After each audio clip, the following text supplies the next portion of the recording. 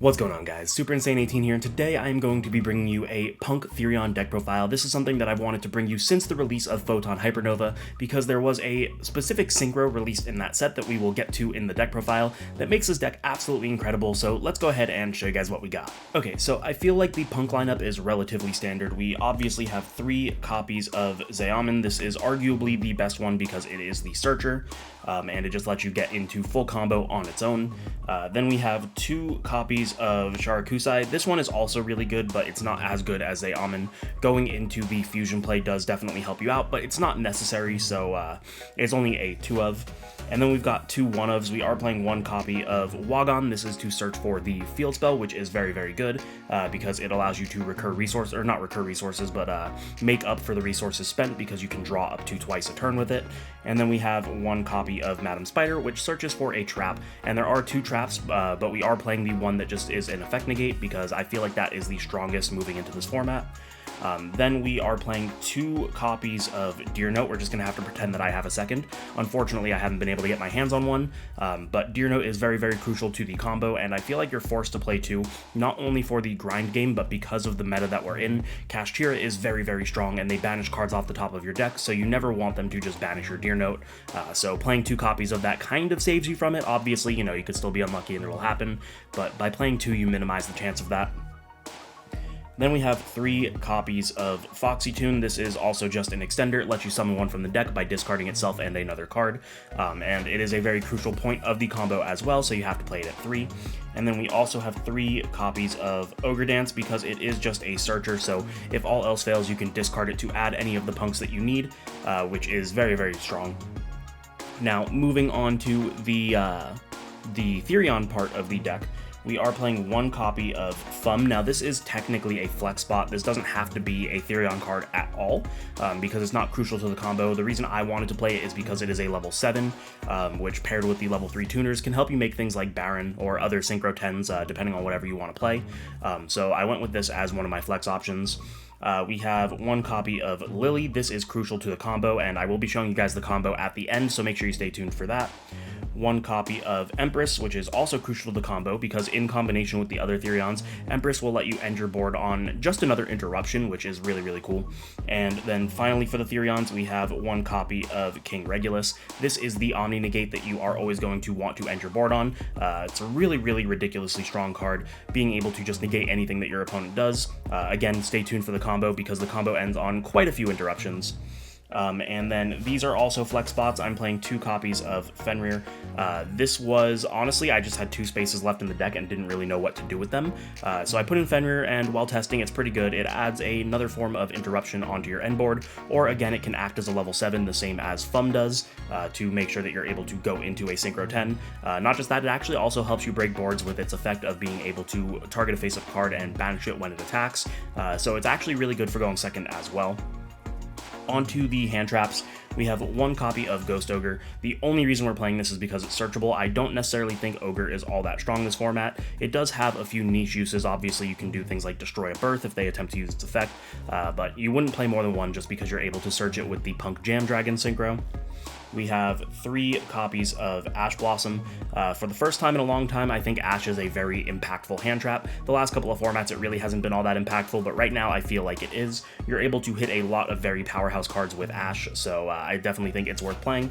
And the last of the hand traps is going to be 3 Nibiru, the Primal Being. Same as Ash, for the first time in a long time, I feel like Nibiru is actually a good card. A lot of decks for the last several formats have been able to put up negates or play around Nibiru. That's not really the case this format, so I think Nibiru is just a really strong option to have, and that is going to do it for the monsters.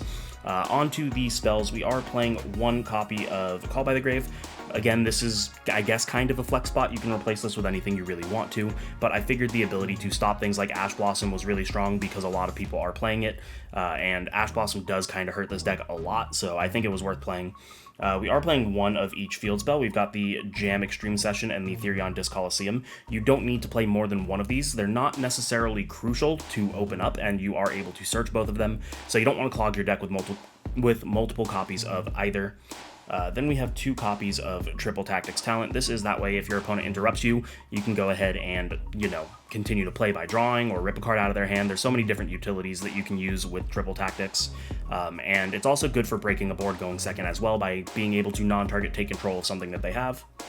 Obviously, we are going to be playing 3 E-Teles. This is a level 3 Psychic deck, so pretty much speaks for itself, and that is going to do it for the spells. Onto the traps, we have 1 copy of Dangerous Gabu. This is the trap that we search off the Madam Spider. It acts as an effect negation, and I just think that's really strong to add on to the end board that you're going to see at the combo at the end of this video.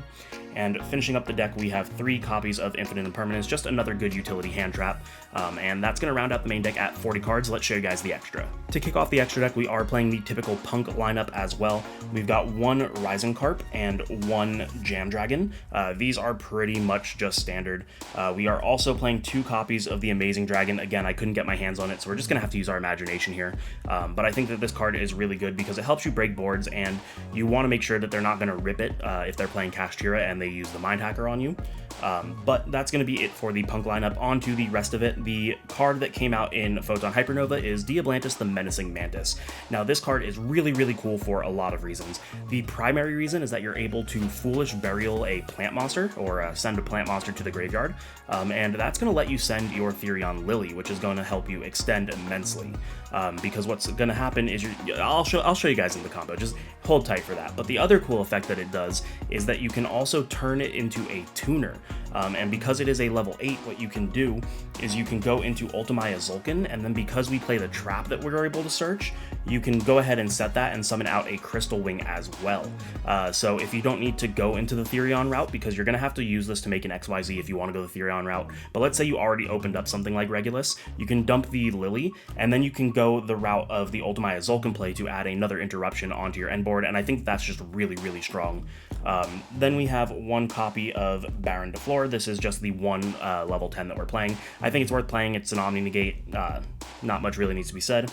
We are on 1 copy of Psychic End Punisher. This card is incredibly strong, especially because all of the punks pay life, so 9 times out of 10, this is just going to be your win condition. You're able to just sit on this. They can't do anything to it. It's going to gain attack every battle phase, and eventually you're just going to be able to one-shot them with your Psychic End Punisher. I definitely think that this card is the most mandatory card in this extra deck. Onto the XYZs, we're playing 3 of them. We've got 1 copy of Divine Dragon Knight Felgrand. This card is one of the interruptions that we will have on our end board, and because of it being a interruption, it also pairs really well with the Gigantic Champion Sargus. Now, Sargus can add your Therion cards from your deck to your hand, which is how you get your engine rolling, but not just that. If a material is detached from an XYZ you control, it acts as another form of interruption, being able to bounce a card as well. So when you use your negate for the Felgrand, if you still have your Sargus on the field, you'll be able to get another interruption. And the last XYZ that we are playing is a copy of Zeus. This is honestly just one of the best cards in the game right now, so you have to play it if you're playing any form of XYZs. Onto the links, we have 1 copy of Asa. The punks are Earths, the little ones at least, so we are able to go into Asa relatively easily and use it to steal our opponent's Fenrirs, which is very, very strong, especially since we're playing Fenrir ourselves. If we're going second, we can take one of their Fenrirs, use their Fenrir to search our Fenrir, and then we just kind of get the ball rolling. We are on 1 copy of Nightmare Unicorn and 1 copy of Axis Code Talker. This is just to push for game a little bit later on, and that's going to be the extra. Let's show you guys that combo. Alright, so for this combo, it is just going to be the bare bones basic combo. There are so many ways to get into this that might be more efficient or more beneficial for you, but I just want to show you guys how easy it is to make this end board. All it requires is Zeaman and any 2 discards, so in a hand of 5, you're pretty much guaranteed to have this as long as you have access into your Zeaman. Again, there are ways other than Zeaman to get into this. You've got E-Tele, you've got the Sharakusai line, there's so many different lines, and maybe I'll make a dedicated combo tutorial for you guys in a couple of days or so, but let me show you guys what we're going to do. So we're going to start things off. We have to normal summon out our Zeaman and activate its effect, paying 600. This will add us a copy of Foxy Tune from our deck to our hand. Here we can go ahead and use the Foxy Tune, discarding itself as cost, and as long as our opponent allows it, we discard another monster, and this summons out the Deer Note from our deck. Here what we can do then is we can take the Zeaman and the Deer Note, because it's a level 3 tuner and a level 5, and this will synchro into the Diabolantis the Menacing Mantis. And a couple of things happen here. We're going to be able to activate the Diabolantis and the Punk Deer Note. We can do that in any chain we want, but we'll go chain 1, chain 2. The chain 2 Deer Note is going to go ahead and reborn our level 8 Foxy Tune. It is important that we have the level 8, so if you're not doing the Zayaman route, you're going to have to do something like go into Sharakusai, or maybe you had like an Ogre Dance and you discard the Ogre Dance. Doesn't matter as long as you have the level 8. But then the Diabolantis is also going to send the copy of Therion Lily from our deck to our graveyard. Now that we have 2 level 8s on board, we can go ahead and overlay these, and we're going to go ahead and summon out the copy of Gigantic Champion Sargus. We can use the effect of Gigantic Champion Sargus, and this is going to add our copy of Regulus from our deck to our hand. Since we have the Lily in the graveyard, we can activate the effect of Regulus to summon itself out by equipping the Lily. And then we can use the Lily effect, since it gives the Regulus its effect. We can activate it to send the Lily to the graveyard, and this is going to add our copy of Therion Disc Colosseum. Here we can activate the Therion Disc Colosseum, and this is going to allow us to add a Therion monster, so we can go ahead and add the Empress. And now that we have Empress in hand and Lily in grave, we can do the same thing we did with Regulus. We can go ahead and summon the Empress by attaching the Lily. But what Empress does is we can discard a card, which is what we need that last card for, to summon one of our Therions that is equipped. So we'll go ahead and summon out the Lily. Now, both the Empress and the Lily are level 8, so we can go ahead and overlay those into a copy of Divine Dragon Knight Felgrand, and this is going to be the end board. We have 2 cards left in our hand, because we started with 1 card plus 2 discards, and we end on an Omni Negate, a Monster Effect Negate, and when we use the Monster Effect Negate, this will be able to bounce as well. Now, that doesn't necessarily seem all that strong in today's meta, but you also have to remember that Disc Colosseum is also protecting things from battle, and you're pretty much just able to win off of this, especially if those last 2 cards in your hand were relevant.